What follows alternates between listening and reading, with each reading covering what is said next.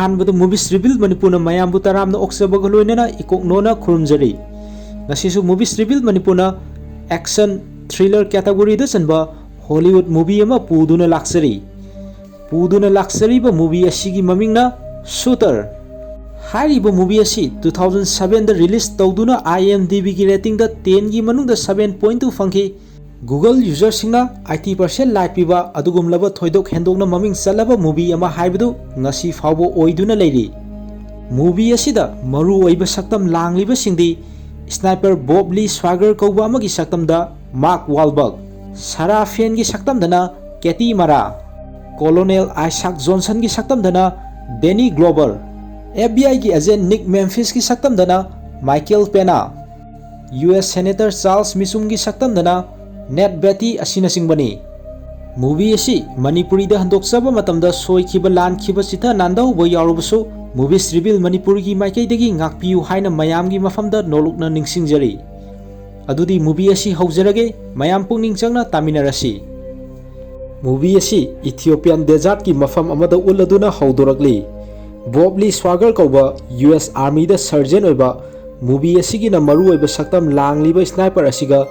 Downey Fenn कौबा corporal अमगा Ethiopian desert लेदुना मालेम असिबु शांति थमनबा पीस कीपिंग मिशन अमगी दमक पोजिशन लौदुना लेरंबदु मूवी असिगी अहानबा सीन असिदा उरी मखोय अनिना मिशन अदुगी दमक गायरकपा एनिमी व्हीकल अमा खुद थाबा लोयरबा तुंगदा मखोय हन्नबगी अमुक सेम सारकलमी अदुबु खंगौदना मखोयना खल्लुदबा येक्नबगी गाड़ी मयाम अमसु मखोय अनिना लेरिबा मफम अदुदा थौजिलक्लमी असुमना यामलबा एनिमी की लानमी सिंग अदुगा स्नाइपर बॉब अमदी दोनी मखोय अनिदंगा नोंगमै कापनरमी बॉब स्नाइपर अमा ओइबगी हैथोय सिंथोरबा स्किल सिंग अदु सिजिनदुना एनिमी की लानमी सिंग अदुबु महाकी राइफल अदुना अममम तोयना कापतुना हाटपा हौरक्लमी येक्नबगी लानमी सिंग अदुना मखोय अनिना लेरिबा मफम अदुदा बॉम कापसिनदुना पोखाय हलक्लमी अमदी मखोय अनिदंगना यामलबा एनिमी सिंग अदुगा लानथेंगनबदा अवाब ओइरनी खनबदगी CIA की बेस कैम्प पाव पीदुना मखोय अनिबु लौथोक पीनबा मतेंग पांगनबा हाइजरमी अदुबु लाइबक थीबदी CIA की बेस कैम्प अदुगी सपोर्ट टीम अदुना मखोय अनिबु हैथोय सिंथोयरबा निंगथीना ट्रेन तौरबा मियोय ngaktani अदुना मखोयना ngamnaba थोलकनी हायरदुना मखोय अनिबु मतेंग पांगनबा हायरकलिबा अदु यारमदे अमदी मखोयगा बेस कैम्पगा पाव फाउनबगी लाइन अदु कक्थतखिरमी पाव फाउननबगी लंबी थदतखिबा अदुना मरम ओइरगा मखोय अनिना यामलबा एनिमी की लानमी सिंग अदुगा लानथेंगनरमी अदुबु एनिमीना हेलीकॉप्टर सिजिनदुना मखोय अनिना लैरिबा मफम अदुदा नोंमैना काथरकपदा दोनीना पांदुना सिरमी नाइतोम गाहौरबा बॉबना एनिमी हेलीकॉप्टर अदुगी प्रोपेलर पंखा अदुदा एम तौदुना महाकी नोंमै अदुना कापमी बॉबना एम तौरिबा अदुदा शॉट खरा पालहौद्रबसु अरोइबददी हेलीकॉप्टर की पंखा अदुदा पांदुना एनिमी की हेलीकॉप्टर अदु कायरमी मसिगी मतुंगदा सीन असि सही अहुमगी मतुंगदा अमुक उलक्ली USA की मनुंग हंजिनबा वांगलबा सिंगसांग अमदा बॉब मयामदगी तोंगाना तोना तिनदना हुई अमगा लेरंबदो उरी नोंमा नुंगथिल अमदा कोलोनेल आइसाक जॉनसन कौबा नुपा अमना महाकी मियोय सिंगा लोइनदुना बॉब पुनबा लम लापना लाक्लमी बॉब अमदी कोलोनेल जॉनसन उनदुना वारी सानरमी जॉनसन बॉबता मिशन अमा पांथोकनबा हायरमी हायरिबा मिशन अदुदी USA की प्रेसिडेंट बु हानबगी बॉबता प्लान तौहनबगी मतंग ओइरमी हायरिबा प्लान सिंग अदु बॉबना थबक ओइना पांथोकदबा नते सुमनतगी प्लान खक तौदुना प्रेसिडेंट बु अतोपा मियोय सिंगना हानबो होनरकपा असि थिंगनबनी हायना बॉबता हायरमी कोलोनेल जॉनसन मखाताना मथंगी हफ्ता आनी की मनुंगदा अतोपा मियोय सिंगना प्रेसिडेंट बु हानबा होनरकदौरे हानबगी थौरांग तौख्रे हाइबगी इंटेल की रिपोर्ट मखोयना फंगी गवर्नमेंट की लैरिबा एजेंसी दा वाफम असि तानबा यारोय अदुना प्रेसिडेंट बु हानबा होनरकलिबा असिबु थिंगनबा प्रेसिडेंट बु हानबगी थौरांग असि कमदौना करंबा मफमदा मतौ करमना पांथोरकदोइनो हाइबसी खंगदोकपा ngamgadaba एक्सपर्ट अमा मखोयना मथौ ताइ हाइना कोलोनेल जॉनसन बॉबता हायरमी महाकी वाफम सिंग अदुदा अहानबददी बॉबना प्लान तौबगी थबक अदु महाकना तौ हाइबदा ngamloi हाइना जॉनसन दा खंगहलमी असुमना जॉनसन चट्रिङैदा प्रेसिडेंट बु हानबगी थौरांग तौखिबगी रिपोर्ट डॉक्यूमेंट अदु बॉबता पीरदुना बॉबना महाकी मथौबु मसक खंगलबदी president bu hana bu honarakliba si thingnaba Bob ta khangaladuna Johnson mafam adudagi chatnaba thoraklami Bob su mapal da tholaktuna makhoina satringai mamangda Johnson na thorakliba gari adugi engine adu yengba sasinaduna makhoigi ayaba lauraba tungda gari gi engine adu Bob na photo namami gari gi damak Bob na Johnson gi gari adugi engine adu photo namlibano haibasi movie asigi makha taba sarukta mayam soidanamaki khanglagani masigi matungda president na laigani khanba mafam aduda Bob na kauta ama thamami amadi Bob na mahaki rifle aduna kauta aduda aim tawduna kaptuna test torami amasung mahakna yamna munna khallaba tungda Colonel Johnson na hairamliba wafam aduda yaduna president bu hanaba honarakliba adu thingnaba plan tawgadaba aduda mateng panglage haina Bob na lepami mataw asumna president na wangangadaba mafam ahumda Bob na satuna president bu karamba mafamdagi kamdongna hanaba honarakpa yabage haibagi akupa details sing adu kupna matomda nainaraba tungda aroibada president na wangangadaba mafam ahumdugi manungda Philadelphia hariba mafam asidana president bu hanaba honaraktuna mai pakpagi chance wangna lai haina Bob na aroibada conclusion pirami asumna Bob na Colonel Johnson gi manakta laktuna akupa wafam sing adu tamami amadi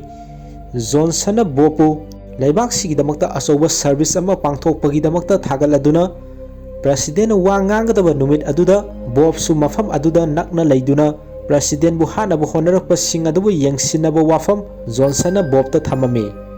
makhoigei wari sanaba aduda president hanaba honarakpa adubu thingnabagi operation aduda yawba mateng pangba Michael Sender kauba soldier oiramba miyoi amasu Bob na unarami asumna USA gi president na wangangadaba numit aduda Colonel Johnson gi timda Bob su laktuna yawrami amadi president na wangangadaba mafam adubu Johnson gi miyoi sing aduna building amada punna leiduna yengsilami hairiba makhoina leiriba building adu local police amagi matenga loinana sil langbani haina Johnson na Timon kauba police adubu Bob ta sakaklami president na wangangadaba matam adu yawraktuna Ethiopian Church amagi makok Archbishop amagi nakanda president adu wangang bahorami president na wangang liba matang asida oiriba nungsit yawba ising manil gisang aying asa altitude na chingba nungsit sitpagi mawng asi president bu nongmai na kaptuna hatnabagi matang chapchare haina Bob na khalladuna president bu stage ta wangang liba adudai kumdahanaba ngak senaba Bob na Johnson gi leiriba team aduda khanghalami adubu Bob ki wafam adu Johnson gi leiramliba miyoi sing aduna tabagi mahuta mamangda Bob ta saktakhiba Timon kauba police aduna Bob ta nongmaina kapaklami matang aduda kanano masak khangdaba miyoi amanasu atopa mafam amadagi president da aim tawduna nongmaina kapaklami Timon kauba police aduna nongmaina kapakwa adudai Bob nongmai maru anina panduna soklami amadi thawai hingnabagidamak Bob na building adugi thongnaw adudai chongthaduna makhada leiba building amagi glass ki ceiling amagi mathakta Bob ta silami mathakta lehoriba Johnson gi team aduna Bob na leiramliba ka adubu thuna sengdoklami amadi Bob na president bu nongmaina kapada sizinaba manaba rifle amakhak thongnaw amada onsinduna thanami makhada tasinkhiba Bob na soklabasu sokna lambi da chenthoroklami amadi FBI gi agent oiba Nick Memphis kauba miyoi ama lambi da leirambadu thengnarami Nick si FBI gi agent oiba kuidribana Bob na laina Nick ki nongmai adu munduna khudum chalami amadi railing amada Nick bu handcuff torami Nick ki gari gi show adu Bob na lauraduna president adu mahakna nongmaina kapanate mahakna president bu nongmaina kapani haina tainanaba Timon kauba police amana mangonda nongmaina kapaktuna hana loina sinkhiba khojin thorang ngaktani haina Nick ta Bob na hairamlaga Nick ki gari adu Bob na thoduna mafam adudai chatkhirami masigi matungda city adu police amadi FBI gi miyoi singna akanba mongda president da nongmaina kapakhiba miyoi adubu fanaba thiba humbagi thabak satharaklami Bob na FBI agent amagi gari laktuna thauraga chatkre haibadagi police na helicopter sizinaduna Bob pu fanaba mahaki khongul liba horami Bob pu thiriba police mayam adudai ngaihak Bob na lotpu oina mahaki gari adu car wash amada thaujinduna car aduna chamlingaida Bob na car adugi maningi seat adu lenthatuna first aid kit adu lauthoklami amadi mahaki nongmaina pankhiba asokwa mafam aduda first aid pirami masigi matungda car wash adudai mahaki gari adu kanna lambi da thodoraklami amadi police singna mahaki gari adu thengnaduna tanaraklami fana sangna tanaraba tungda mahaki gari adu police singna koisilami bomna upai leiraroi khanbadagi mahaki gari adu maning handuna kanna thoraba tungda turel amada thaudarami ngahaki matungda FBI na turel aduda thibada Bob ki gari adu fanglami adubu Bob thibadi fanglamde hijau amagi nakanda Bob na yanduna mafam adudai nanthokduna satkibadu sin asida uri masigi matungda Bob na turel adudagi atopa mafam da laktuna turel adudagi mathakta kakhalaklami aduga mahakna truck masa ama huranduna lambi da police singna check tawramba adu ayat apan yaudana mahaki gari adu thawraklami nakal amadana TV news channel singda Bob fanaba law enforcement personnel singna honari adubu Bob ki khongul libadi fangri haina Bob ki photo ga konana pau fongami pau aduda timon koba police amana Bob nomaina anira kaptuna sokhan khre haibagi matang da su palladuna FBI gi agent oiba Nick ki nomai munkhiba mahaki gari huranduna Bob na pukhiba dusu news channel aduda pau sandolami masigi matungda FBI agent Nick ki haithoi singthoi daba matau aduna FBI bu mingcha thian bagi damak Nick ki matakta yengsingani haina mahaki boss na Nick ta khangalami Bob na nomaina kaptuna president bu hana bagi tawkhiba du loina mangjongna na semba khojin thorang ngaktani haina Bob na Nick ta hairamba du Nick na mahaki boss ta tamlami adubu mahaki wafam adu Nick ki boss aduna thajaramde numidangi matam yauduna grocery store amada Bob na mahaki gari adu khamlami store adugi nakanda Bob na sangsinduna store adugi mai adu muthaklaklami amadi amamba store adugi manungda sangsinduna nomaina panbadagi soklaba Bob ki masa adubu kankhat hanabada sijinagadaba darkar oiba posak khara store adudai lairami store adu mai mutkhibana maram oiraga Bob pu store aduda lairiba mioi aduna masak khanglamde amadi Bob na hairiba darkar oiriba polam singadu store aduda lairiba mioi aduna pirami masigi matungda Bob na mechanic workshop amadagi su masa kankhat hanabada sijinagadaba mathau taba pochai khara mahakna purakhiba pochai sing aduna IV saline drip saduna masada kapsilami nakal amadana FBI ki agent Nick ki mathau asi phone call paikhatnabagi thabakta oina lehelami aduga Nick ta grocery store ki clerk tagi phone call ama laktuna mahaki store adudagi mai mutkhiba matamda pochai leikhriba misak adu Bob oiramba yai haina Nick ta store adugi clerk na pau piraklami pau pirakliba adu Nick na thajaduna Bob na store adudagi leikhriba chini yauna pochai sing aduna sem saduna thainagi lan gi matamda asokpa laying bada sijinai haina Nick na mahaki boss ta pau tamlami adubu Nick na mahaki boss ta pirakliba report adu mahaki boss aduna serious oina lauramde fana oiduna su Nick na leptana president adubu nomaina kaptuna hanabu honakhiba thodok adu kupna thijilami amadi thokriba thodok asi karigumba amadi manungda leiri soiri haibasi Nick na khalami numit adugi ahing adu mahaki office ta tumdabida thijilami mathangi nongambada Nick ka thabak tominaba Elodes Galindo koba mioi amana thabak karakpada Nick mahaki office ta lairamba adu thengnarami Nick na Galindo da mahakna ahing tumdabida thijinba adudai fanglakliba clue sing adu tamlami Galindo na Nick ta hairami Bob pu timon koba police amana nomaina kaptuna sohan ki haiba police adu nomaina kaptuna halam lei haina tamlami masina maram oiraga president adu nomaina kapakhiba asi Bob na oiramoi haina Nick na thijinbada thajariba asi amuka hena mayak sengduna thokriba thodok asi lautunaba oigani haina Nick na hena thajaraklami somdana Bob na mamaida hamuk taisilami amadi mechanic saduna mahaki gari adu amuk hana thoroktuna Kentucky kauba mafam amada yauraklami mafam aduda movie asigi hawbada yaukhiba corporal oiba Donnie kauba Bob ki mamanaba mission amada laikhidaba adugi loinabi Sarafen kaubi nupi asigi mayumda laklami Bob ki mamanaba Donnie na laikhidraba matungda Bob amadi Sara unaduna wari sanakidrabani Donnie matau karamna sikhi haibasi Bob na mamangda chithi iduna khangankrabani amadi chahi khudingi Bob na Sarada Donnie gi damak flower laising tharakpado Sarana fangbana maram oiraga Bobu Sarana ningsinglami ꯕꯣꯕꯄꯨ ꯄꯨꯂꯤꯁꯅ ꯀꯣꯏꯊꯤ ꯊꯤꯔꯤ ꯍꯥꯏꯕꯁꯤ ꯄꯥꯎꯗ ꯌꯥꯎꯕ ꯑꯗꯨ ꯁꯥꯔꯥꯁꯨ ꯈꯪꯕꯅ ꯕꯣꯕꯄꯨ ꯁꯥꯔꯥꯒꯤ ꯌꯨꯝꯗ ꯆꯪꯍꯟꯕꯗ ꯆꯤꯡꯅꯕ ꯐꯥꯎꯔꯝꯃꯤ꯫ ꯑꯗꯨꯕꯨ ꯕꯣꯕꯅ ꯄ꯭ꯔꯦꯁꯤꯗꯦꯟꯠ ꯑꯗꯨ ꯃꯍꯥꯛꯅ ꯅꯣꯡꯃꯩꯅ ꯀꯥꯞꯄ ꯅꯠꯇꯦ, ꯃꯈꯣꯏꯅ ꯑꯩꯅ ꯅꯣꯡꯃꯩꯅ ꯀꯥꯞꯄꯅꯤ ꯍꯥꯏꯕꯗꯨ ꯑꯩꯅ ꯀꯥꯞꯈꯤꯕ ꯂꯩꯇꯦ, ꯑꯩꯅ ꯏꯁꯣꯔ ꯄꯟꯗꯨꯅ ꯋꯥꯁꯛꯂꯤ, ꯅꯉꯣꯟꯗ ꯃꯤꯅꯝꯒꯦ ꯍꯥꯏꯅ ꯂꯝ ꯂꯥꯞꯅ ꯂꯥꯛꯄ ꯅꯠꯇꯦ ꯍꯥꯏꯅ ꯁꯥꯔꯥꯗ ꯕꯣꯕꯅ ꯍꯥꯏꯖꯔꯗꯨꯅ ꯃꯍꯥꯛꯄꯨ ꯃꯇꯦꯡ ꯄꯥꯡꯕꯤꯅꯕ ꯍꯥꯏꯖꯔꯝꯃꯤ꯫ ꯁꯥꯔꯥꯅ ꯄ꯭ꯔꯦꯁꯤꯗꯦꯟꯠ ꯈꯨꯗꯣꯡꯊꯤꯅꯤꯡꯉꯥꯏ ꯑꯣꯏꯗ꯭ꯔꯦ, ꯃꯍꯥꯛꯄꯨ ꯅꯣꯡꯃꯩꯅ ꯄꯥꯟꯕꯒꯤ ꯃꯍꯨꯠꯇ ꯄ꯭ꯔꯦꯁꯤꯗꯦꯟꯠ ꯑꯗꯨꯒꯤ ꯅꯥꯀꯟꯗ ꯂꯦꯞꯄ ꯏꯊꯤꯑꯣꯄꯤꯌꯥꯟ ꯑꯥꯔꯁꯤꯕꯤꯁꯣꯞꯇ ꯑꯣꯏꯅ ꯅꯣꯡꯃꯩ ꯑꯗꯨ ꯄꯥꯟꯗꯨꯅ ꯑꯥꯔꯁꯤꯕꯤꯁꯣꯞ ꯑꯗꯨ ꯁꯤꯈ꯭ꯔꯦ ꯍꯥꯏꯅ ꯕꯣꯕꯇ ꯈꯪꯍꯜꯂꯕ ꯇꯨꯡꯗ ꯃꯍꯥꯛꯄꯨ ꯌꯨꯝ ꯃꯅꯨꯡꯗ ꯆꯪꯍꯜꯂꯝꯃꯤ꯫ ꯑꯁꯨꯝꯅ ꯕꯣꯕꯅ ꯃꯍꯥꯛꯀꯤ ꯑꯁꯣꯛꯄ ꯑꯗꯨꯕꯨ ꯂꯥꯌꯦꯡꯕꯗ ꯆꯪꯒꯗꯕ ꯄꯣꯠꯂꯝꯁꯤꯡ ꯑꯗꯨ ꯏꯗꯨꯅ ꯁꯥꯔꯥꯗ ꯂꯩꯅꯕ ꯈꯪꯍꯜꯂꯝꯃꯤ ꯑꯃꯗꯤ ꯁꯥꯔꯥꯁꯤ ꯅꯔꯁꯤꯡꯒꯤ ꯃꯍꯩꯔꯣꯏꯁꯤꯡꯕꯨ ꯇꯥꯛꯄꯤ ꯇꯝꯕꯤꯕ ꯃꯤꯑꯣꯏ ꯑꯃ ꯑꯣꯏꯕꯅ ꯕꯣꯕꯀꯤ ꯑꯁꯣꯛꯄ ꯑꯗꯨ ꯁꯥꯔꯥꯅ ꯂꯥꯌꯦꯡꯕ ꯇꯥꯔꯝꯃꯤ꯫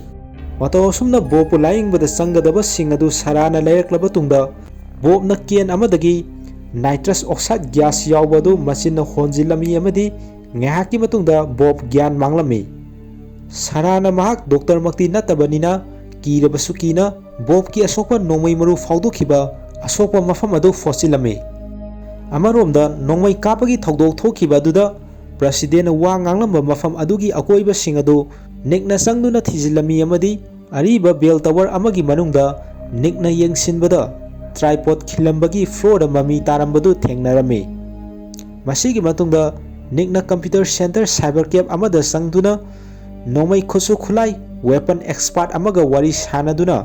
ꯑꯀꯟꯕ ꯆꯦꯛꯁꯤꯟ ꯊꯧꯔꯥꯡ ꯃꯔꯛꯇ ꯄ꯭ꯔꯦꯁꯤꯗꯦꯟꯠꯕꯨ ꯂꯣꯟꯅ ꯅꯣꯡꯃꯩ ꯀꯥꯞꯈꯤꯕ ꯑꯗꯨꯗ ꯁꯤꯖꯤꯟꯅꯕ ꯌꯥꯕ ꯅꯣꯡꯃꯩ ꯑꯁꯤ ꯔꯤꯃꯣꯠ ꯀꯟꯇ꯭ꯔꯣꯜ ꯔꯥꯏꯐꯜ ꯑꯣꯏꯕ ꯌꯥꯏ ꯍꯥꯏꯅ ꯋꯦꯄꯟ ꯑꯦꯛꯁꯄꯥꯔꯠ ꯑꯗꯨꯅ ꯅꯤꯛꯇ ꯍꯥꯏꯔꯛꯂꯝꯃꯤ꯫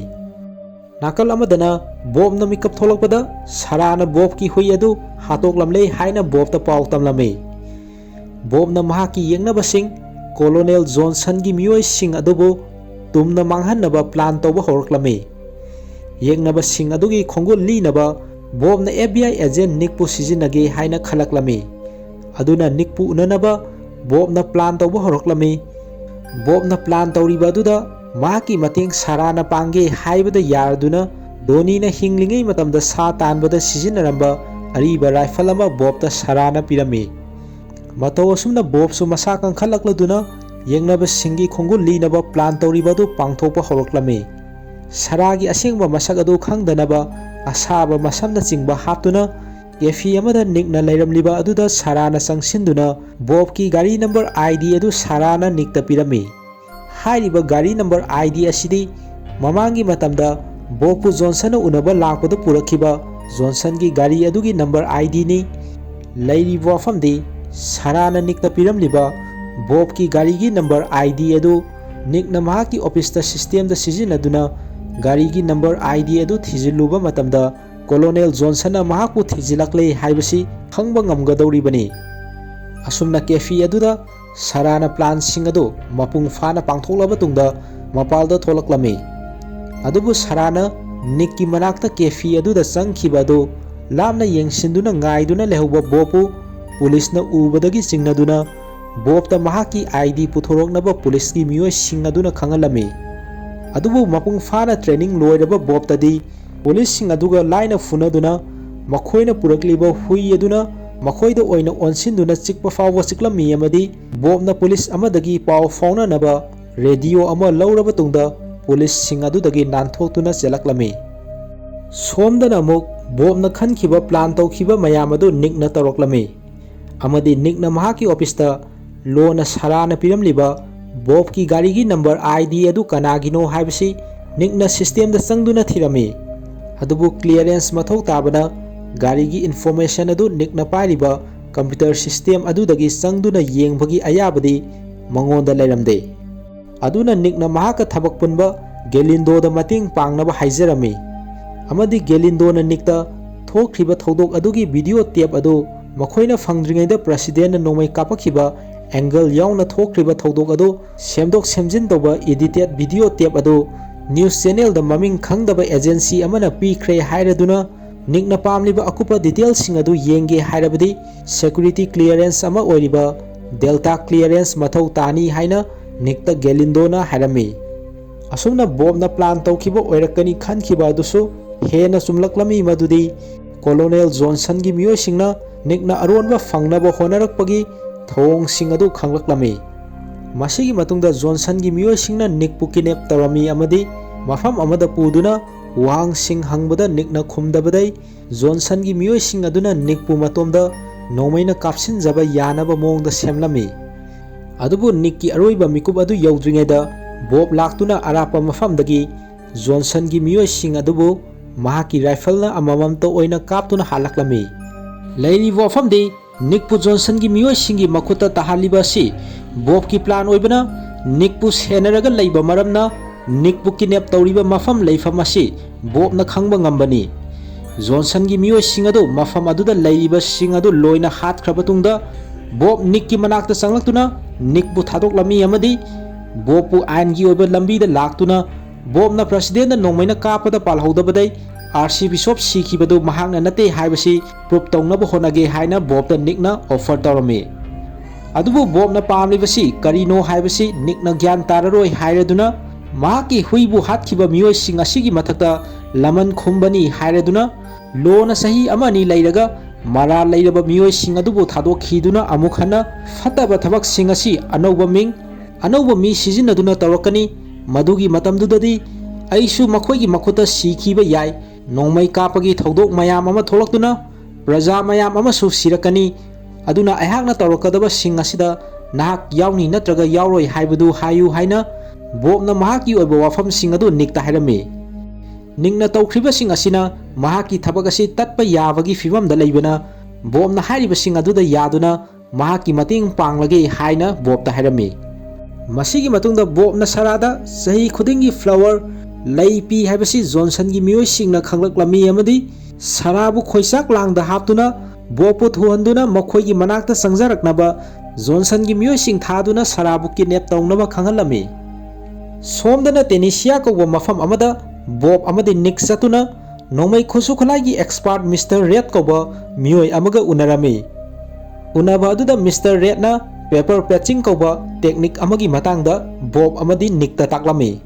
Hairiba technique asina mafam amadagi nongmai maru bullet ama rifle amadagi kapa matamda hairiba nongmai maru bullet adu atopa mafam amada leiba rifle amadagi kablakpa malhanba yai haibagi matangda taklami. Thawong asibu Johnson na sizinaduna president adu Bob na nongmaina kapani haibagi maral pisinba oiramki.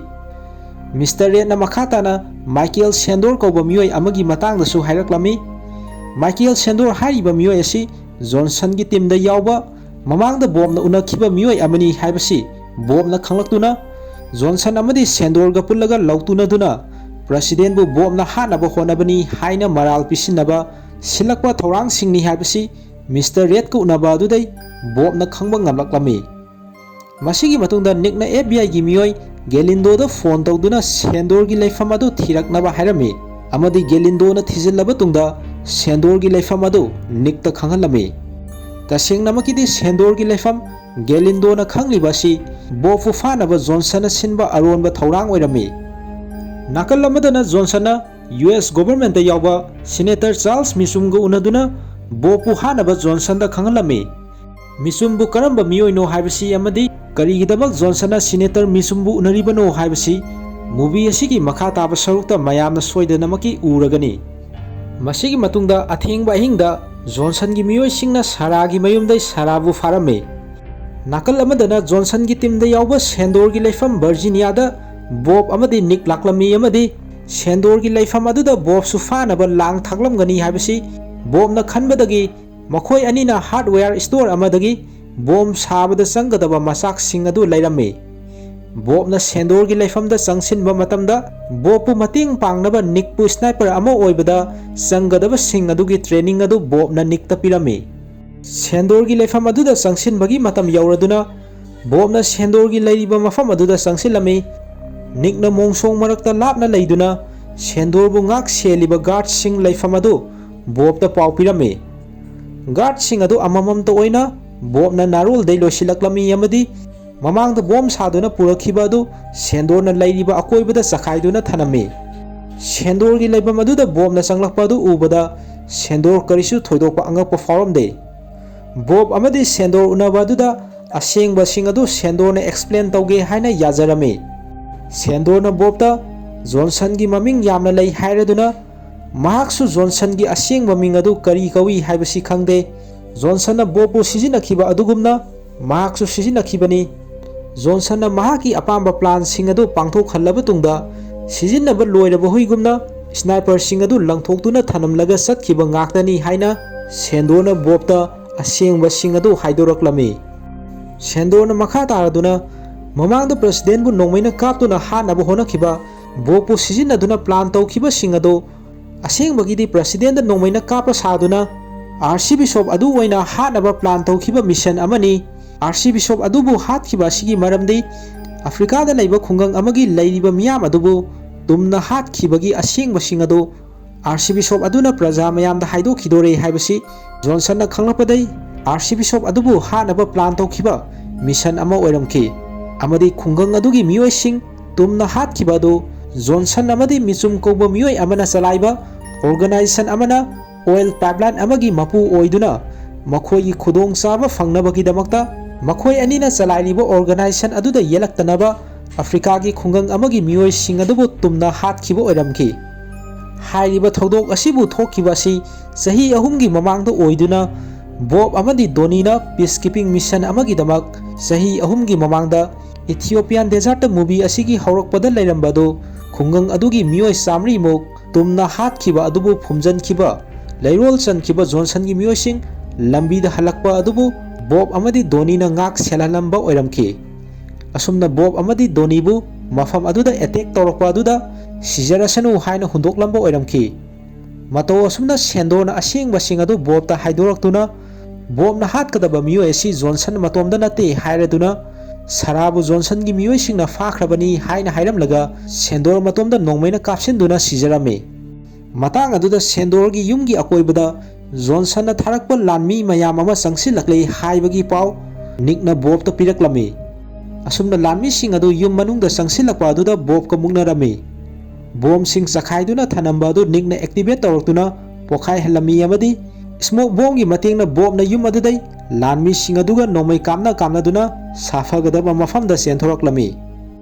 ꯃꯗꯨꯗꯒꯤ ꯅꯤꯛꯅ ꯌꯥꯝꯅ ꯆꯥꯎꯅ ꯄꯣꯈꯥꯏꯕ bomb ꯈꯔ ꯄꯣꯈꯥꯏꯍꯜꯂꯛꯇꯨꯅ ꯕꯣꯕꯄꯨ ꯁꯣꯏꯗ ꯉꯥꯝꯗꯕ ꯃꯐꯝꯗ ꯌꯧꯔꯛꯂꯝꯃꯤ꯫ ꯇꯥꯟꯖꯥ ꯑꯗꯨꯗ helicopter ꯑꯃ ꯂꯥꯛꯇꯨꯅ ꯕꯣꯕ ꯑꯃꯗꯤ ꯅꯤꯛꯅ ꯂꯩꯔꯤꯕ ꯃꯐꯝ ꯑꯗꯨꯗ ꯑꯦꯇꯦꯛ ꯇꯧꯔꯛꯂꯝꯃꯤ꯫ ꯑꯔꯣꯏꯕꯗ ꯕꯣꯕꯅ ꯒ꯭ꯌꯥꯁꯀꯤ ꯇꯦꯡ ꯑꯃꯗ ꯅꯣꯡꯃꯩꯅ ꯀꯥꯞꯁꯤꯟꯗꯨꯅ ꯄꯣꯈꯥꯏꯍꯟꯕꯗ ꯍꯦꯂꯤꯀꯣꯞꯇꯔ ꯑꯗꯨꯁꯨ ꯄꯣꯈꯥꯏꯕ ꯑꯗꯨꯗ ꯌꯥꯎꯗꯨꯅ ꯀꯥꯏꯗꯨꯅ ꯇꯥꯔꯝꯃꯤ꯫ ꯃꯁꯤꯒꯤ ꯃꯇꯨꯡꯗ ꯕꯣꯕ ꯑꯃꯗꯤ ꯅꯤꯛ ꯃꯐꯝ ꯑꯗꯨꯗꯩ ꯅꯥꯟꯊꯣꯔꯛꯇꯨꯅ ꯃꯣꯟꯇꯥꯅꯣ ꯀꯧꯕ ꯃꯐꯝ ꯑꯃꯗ ꯑꯃꯨꯛ ꯂꯥꯛꯂꯝꯃꯤ꯫ ꯅꯤꯛꯅ ꯒꯦꯂꯤꯟꯗꯣꯗ ꯐꯣꯟ ꯇꯧꯗꯨꯅ ꯅꯤꯛꯀꯤ ꯕꯣꯁ FBI ꯃꯀꯣꯛ ꯊꯣꯡꯕ ꯃꯤꯑꯣꯏ ꯑꯗꯨꯗ ꯒꯦꯂꯤꯟꯗꯣꯅ ꯐꯣꯟ ꯄꯥꯏꯍꯜꯂꯝꯃꯤ꯫ ꯅꯤꯛꯅ ꯐꯣꯟ ꯑꯗꯨꯗ ꯃꯍꯥꯛ ꯕꯣꯕꯀ ꯂꯩꯃꯤꯟꯅꯔꯤ ꯍꯥꯏꯅ ꯍꯥꯏꯕꯗ FBI ꯅꯤꯛꯀꯤ ꯕꯣꯁ ꯑꯗꯨꯅ ꯕꯣꯕꯄꯨ ꯃꯈꯣꯏꯗ ꯁꯤꯟꯅꯅꯕ ꯍꯥꯏꯔꯛꯂꯝꯃꯤ꯫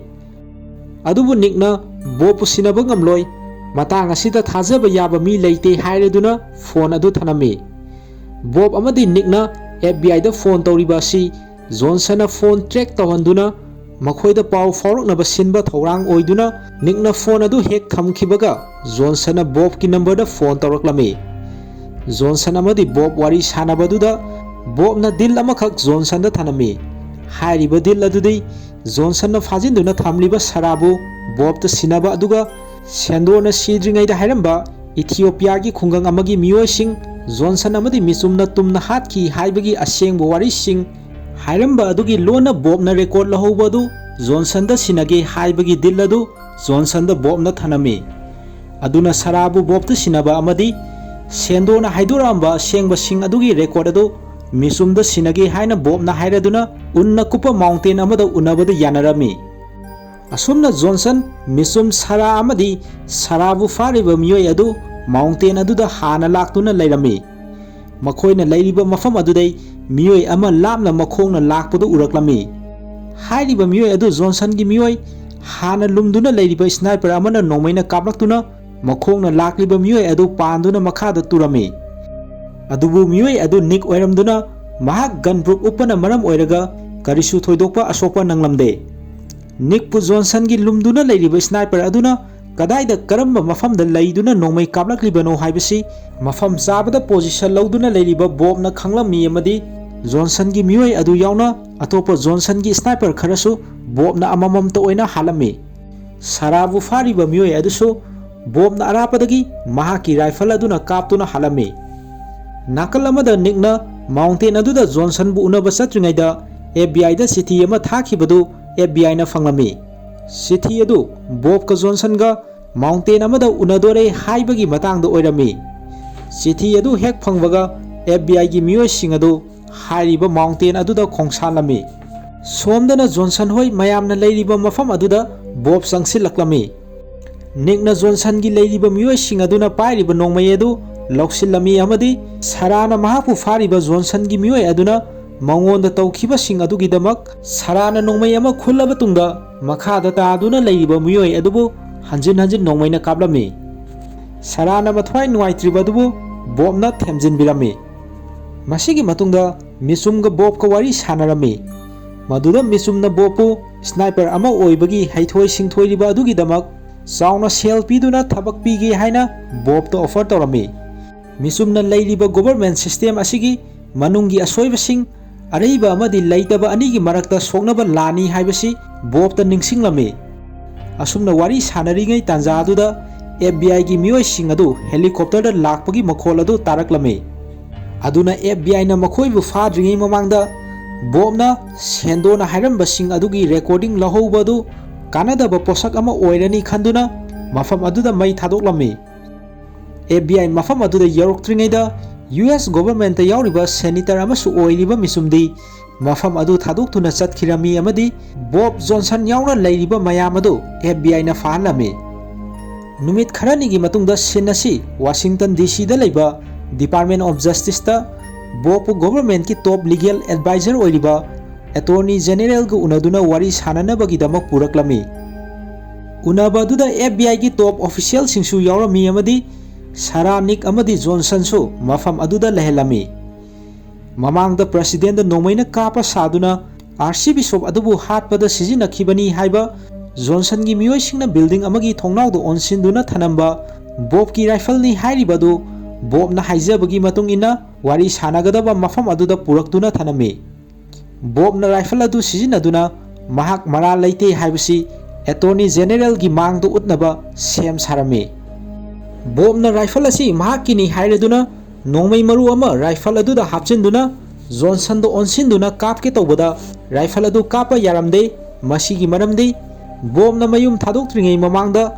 mahaki leijaba nongmai khudingmaki firing pin adu lawthoktuna thami haibadi nongmai dagi maru adubu kapthoknabada sizinariba pin adu lawthoktuna thanami haibasi Bob na Attorney General aduda ulami. Aduna Johnson gi miyoi singna RC Bishop adu Bob na hatpani hainaba thamjanlamliba firing pin yaudaba Bob ki rifle asina RC Bishop adu rifle asina kapa yaroi rifle adu dagi maru adu kapa yarabaso target adu da panba ngamloi haibasi Bob na ulami. Asumna Bob na uliba evidence aduda Attorney General na sumi haina khaladuna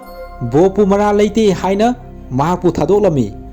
Adubu Johnson gi mathakta maral siriba singasi proof watpana maram oiraga Attorney General na Johnson gi mathakta siriba maral singadu yaramde amadi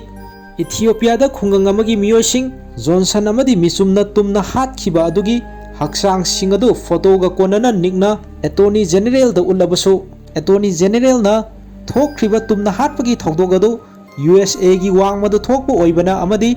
mahaki jurisdiction gi wangmada leikhiba maramna Johnson busu mara leite haina thadokhirami. Asumna Johnson na Bob ta aina mai pakani nahakna maithigani haina hairamlaga satkhirami. Matam kharagi matungda Johnson michum amadi makhoigi mating pangba singadu mountain amada leiba yum amada punduna leirami. Khangogdana Johnson bu arapa mafamdagi nongmaina kabaktuna halami.